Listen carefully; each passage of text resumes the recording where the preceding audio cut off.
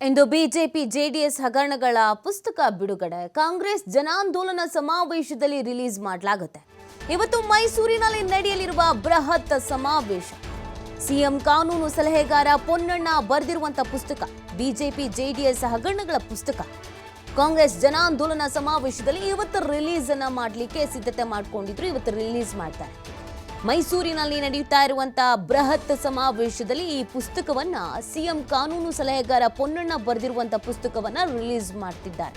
ಪೊನ್ನಣ್ಣನವರ ಸಂಚು ಎಂಬ ಕೃತಿಯ ಬಿಡುಗಡೆ.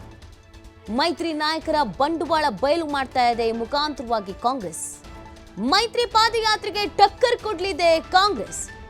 ಈಗ ಕಾಂಗ್ರೆಸ್ನವರು ಒಂದಷ್ಟು ಹಗರಣಗಳನ್ನ ಮಾಡಿದ್ದಾರೆ, ಭ್ರಷ್ಟಾಚಾರ ಮಾಡಿದ್ದಾರೆ ಅಂತ ಗಂಭೀರವಾದಂತಹ ಆರೋಪವನ್ನ ಬಿಜೆಪಿ ಮತ್ತು ಜೆಡಿಎಸ್ನವರು ಮಾಡ್ತಾ ಇದ್ದಾರೆ.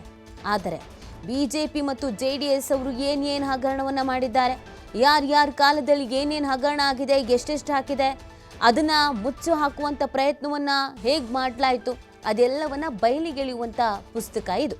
ಸಿಎಂ ಕಾನೂನು ಸಲಹೆಗಾರ ಪೊನ್ನಣ್ಣ ಬರೆದಿರುವಂತ ಪುಸ್ತಕ.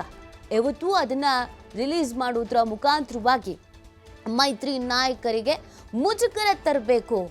ಅವ್ರ ಕಾಲದಲ್ಲಿ ಏನೇನಾಗಿತ್ತು, ಯಾರ್ಯಾರು ಯಾವ್ಯಾವ ಹಗರಣದಲ್ಲಿ ಭಾಗಿಯಾಗಿದ್ರು, ಯಾರ್ಯಾರು ಏನೇನು ಮಾಡಿದ್ದಾರೆ, ಇದೆಲ್ಲವನ್ನ ಕಂಪ್ಲೀಟ್ ಆಗಿ ಅದರಲ್ಲಿ ಬರೆಯಲಾಗಿದೆ. ಆ ಪುಸ್ತಕ ರಿಲೀಸ್ ಮಾಡಿ ಜನರಿಗೆ ತಲುಪಿಸುವಂತ ಕೆಲಸವನ್ನ ಕಾಂಗ್ರೆಸ್ ಮಾಡ್ತಾ ಇರೋದು. ಇವತ್ತಿನ ಸಮಾವೇಶದಲ್ಲಿ ಇದು ಕೂಡ ಹೈಲೈಟ್. ನಾವೇನು ತಪ್ಪೇ ಮಾಡಿಲ್ಲ ಅನ್ನುವಂಥ ರೀತಿಯಲ್ಲಿ ಬಿಜೆಪಿ ಮತ್ತು ಜೆಡಿಎಸ್ನ ನಾಯಕರು ಮಾತನಾಡ್ತಿದ್ದಾರೆ.